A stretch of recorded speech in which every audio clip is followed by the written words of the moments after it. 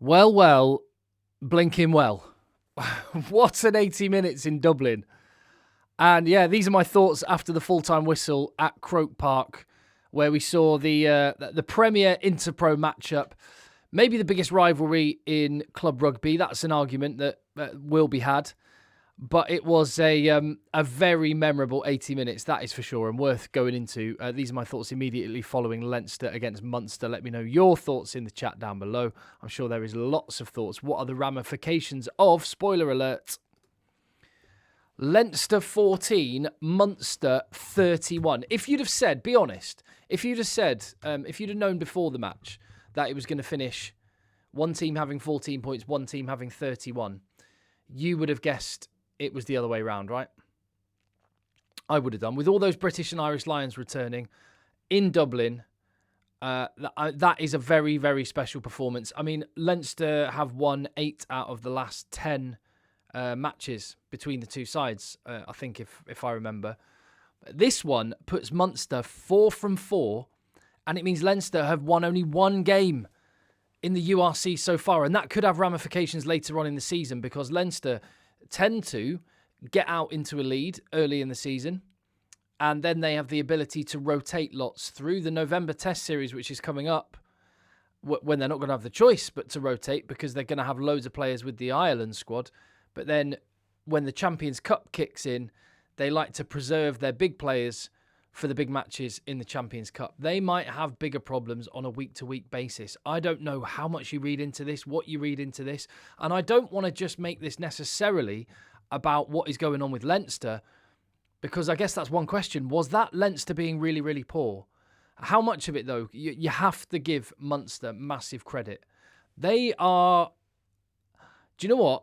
Bearing in mind coaching changes, bearing in mind injuries to key men like Craig Casey, I'm a coach. I coach a university team, and the two things I always say is attitude and effort. They're the non-negotiables because that's ultimately all you can control. And Munster just went to the well and they just put it all out there on the field. But that's weird because I don't just want to say it wasn't that Leinster weren't trying. It was actually when you get down to the detail, Munster were doing things way better than Leinster. And that is a more interesting point to raise about what's going on there, about the personnel, and will that translate to the international stage as well? Because I think there are some parallels you can draw with Ireland and with Leinster. But like I say, today we have seen club rugby at its best. That atmosphere in that stadium sounded absolutely amazing. Thousands, tens and tens of thousands of people watching a club match. This is when club rugby's at its best. You know what? I think the URC is a really, really good competition. There are some flaws with it. And one of it, I mean, if you looked at the stadium in Johannesburg earlier today, I mean, that was a bit of an embarrassment because it's a fixture that really no one cares about. This game actually means more than the URC. And that's why it really, really matters. It was the same in the Premiership earlier on with Leicester against Bath. That is a fixture between two of the giants of the English club game, two brilliant rugby sets of rugby fans and two storied rugby clubs. And it meant more than just the Premiership points on offer.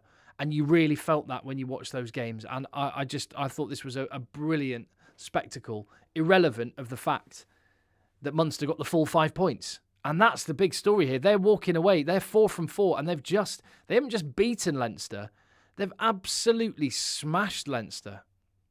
And they've done it with a rearguard action and a defensive effort, which was just so heroic and admirable. Leinster had so much ball and just couldn't do anything with it.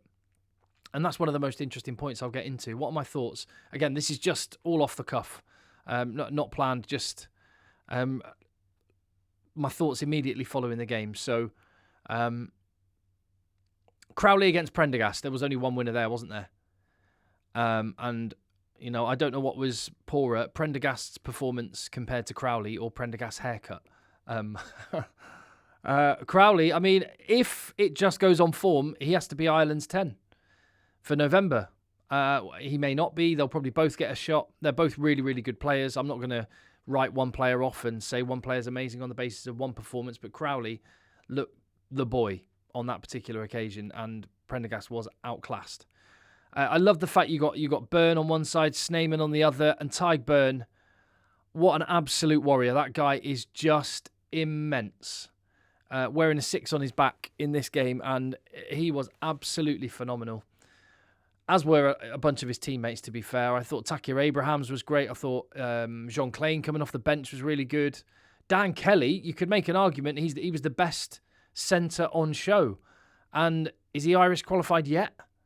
If not long, he could be in with a shot. And I thought Tom Farrell, I mean, I mentioned in the build-up in my preview video that Tom Farrell's one of those players that might be playing angry, just like, what more can I do? And you still overlook me. I thought the pair of them made a statement. Is there a worry for Ireland out of this? I'll get onto the actual specifics of the game in a minute, but just a broader point about Leinster. And we know how many Leinster players play in green as well. And, you know, I'm sure there'll be lots of jokes made about, thank goodness the Leinster players are going to Ireland because they'll actually get some coaching. Leo Cullen's going to come under all kinds of pressure for that result. And again, not wanting to take anything away from Munster. But what is the worry for Ireland? It has been talked about, and I've been mentioning it, and lots of people have been mentioning it, the lack of pace in the Ireland team. You saw it in the Leinster team as well. There is no express pace. And Munster contained Leinster.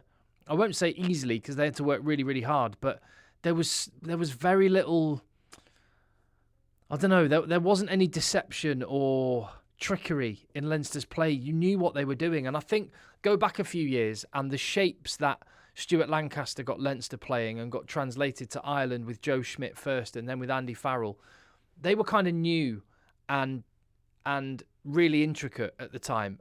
Defences are used to that now. They understand the three pod of forwards with the back sitting in the pocket out the back and the different options stacked up outside, sometimes with a pod of 4 flat and you pass it to the third or the fourth one.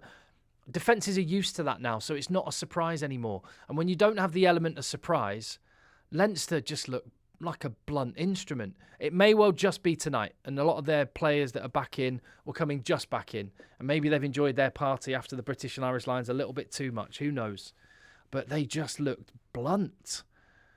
And I really hope for Ireland's sake that doesn't translate. I mean, I am going to Chicago. I'm expecting an absolute battle royale in Chicago at Soldier Field 9 years on from that epic match. And so I hope I'm wrong that there is anything more to read into it, because I want to see the best version of Ireland step out there in the November series. But I mean, that's worrying. And then also you look at guys like Tyg Furlong. And yes, do you know what? Actually, to be fair, Leinster, really good at line out. They actually generally overall got into Munster at scrum time. And yet they couldn't really finish. 2 tries, one of them being a consolation at the very end. And they were kind of forced into having to force it a little bit, which just played into Munster's hand. And on the flip side, I thought Munster, their backline, in the relatively small amount of ball that they had, was slick. They were getting the ball to the edges in a way that Leinster weren't. They just seemed to have a bit of depth and pace added onto the ball. And I don't know. I just think rugby seems to be moving away from phase play, and it seems to be more now about raw pace doing the damage in 3 or 4 or 5 phases tops, rather than 15, 20 phases of relentless play. That seems to be the way rugby is moving. And I think Leinster might be behind the curve on that one. So anyway, going through the game, my early thoughts, Munster's handling was really, really slick. Leinster looked electric in the first 10 minutes, and then that was kind of it. Their scrum was absolutely dominant. But proper grit from Munster throughout that game. And Munster took the opportunities that they had in a way that Leinster just didn't. And that first half, I was sort of thinking, Munster, with the injuries they've had, with a new coaching setup and injuries, rotation, I thought that was just immense. And it shows a lot of spirit in that group. And if you've played in rugby teams, you'll understand what this is like. And I'm not questioning the togetherness of Leinster, but you can achieve more than the sum of your parts when you are motivated and feel really together. Rugby is just one of those sports. It's one of the things I absolutely love about rugby. Simon Zebo on commentary, I just find funny. He's so biased. If I was a Leinster fan, it would have probably ground my gears a little bit. Just hearing Zebo in the background going, "Go, go!" rather than commentating on the game. But do you know what? That's quite funny. Maybe they should just get a proper massive Leinster fan on. In fact, Zebo, he wasn't really there for his kind of analytical thoughts on the game. He was just there. He sounded like a fan. So just get 2 fans on and let them go at it, like they used to do on Sky Sports on the football back in the day. There were injuries in this one, and yeah, some interesting ones to watch. Is everyone okay after that one? They could do with a few more bodies not getting dropped. Try early, Kelleher scoring. Maul, Leinster went for it, could have got the 3 points, went for it, and it paid off. A little bit of handbags afterwards, and I thought, yeah, this game's cooking now. But then Jordan Lama goes off. That guy cannot catch a break. And there were lots of angles of guys getting like sparked out as well. Maybe they could have eased off on that on the coverage too. Then a try for Farrell, just proving a point, and back of the line out. Crowley with a little nudge over the top, obviously premeditated. Leinster line speed was really quick. Crowley just stuck it on them, little nudge over the top. Farrell goes through, and Munster's 3 most influential players in that lineup. Tadhg with the catch at the back of the line out, Crowley with the little nudge, Farrell with the finish, and big players were having big performances. But then some of the guys that stepped in were brilliant as well. Ethan Coughlin, that little breakaway try for him, that extended it to 21-7 at that point, didn't it? And Munster were on defence, absorbed all that pressure, and then bang, just went. One move, and all that Leinster attack is gone, and a turnover. It's like when the defence win a touchdown in American football. It was one of them. And 21-7 at half-time.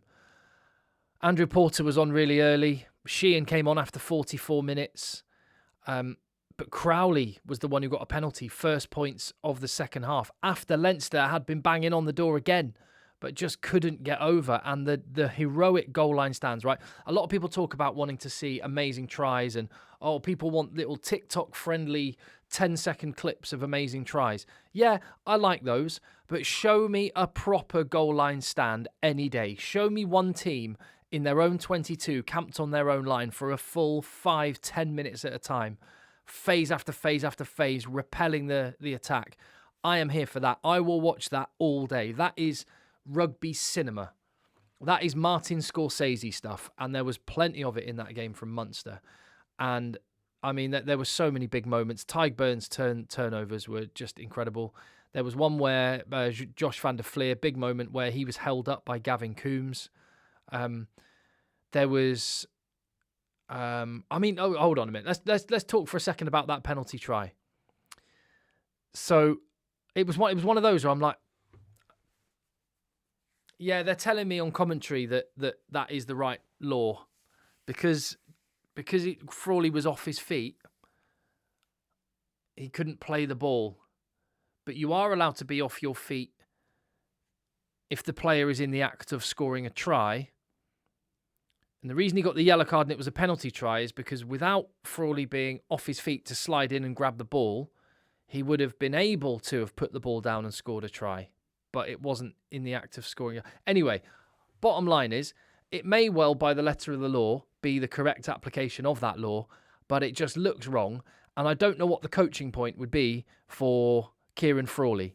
You're not going to be, if you are Leo Cullen or one of the Leinster coaches and you're going through the videotape on Monday morning with Kieran Frawley, you're not going to sit with him and go, yeah, Kieran, next time, don't slide in and try and grab the ball. Just let him score. It just felt wrong. But I don't begrudge Munster the full 5 points because their performance, can't argue, it deserved it. And the fact is the approach play and getting into the position where they were able to have the chance to get that try, and as it turned out, a penalty try, that is because of the approach play and the attack and the rolls of the dice that Munster were prepared to take that Leinster weren't.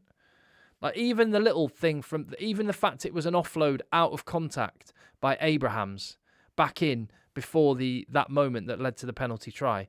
That's the kind of roll of the dice that Leinster weren't doing and don't do. They do their shape, they do their structure, they do their system, but they just don't seem to want to break out of that system. And again, just the bigger picture, I hope that isn't something that translates into Irish colours. Consolation try from Scott Penny at the end. I just thought in that second half, there was Leinster, in the start of that second half, spent 10 full minutes in the Munster 22 with nothing to show for it. Incredible defensive performance. Their defence was monstrous. Tadhg was amazing. And, so was Jack Crowley. And that's what I would prefer to focus on. There will be and should be lots of chat about what is going on with Leinster. Was it a one-off? Is it just because the players are coming back in and not clear? Are they too system-focused? Are they too drilled? Are they too much about the shape and the structure and the system? And actually, rugby's in a different place now. Look at the way the Springboks have evolved, the way they play. Yes, they have that structure and that system to go back to, but they're keeping the ball for fewer phases, but they're doing more damage with those phases. And that is exactly what we're seeing from the best teams around at the minute. So the obvious thing to do is to start thinking about that's a trend and that relates. But it may not map onto how Ireland play, but it's going to be an interesting one to watch. The night belongs to Munster, rightly so. They were absolutely brilliant. Those are my thoughts immediately following the game. Let me know yours, and I will see you on the next video.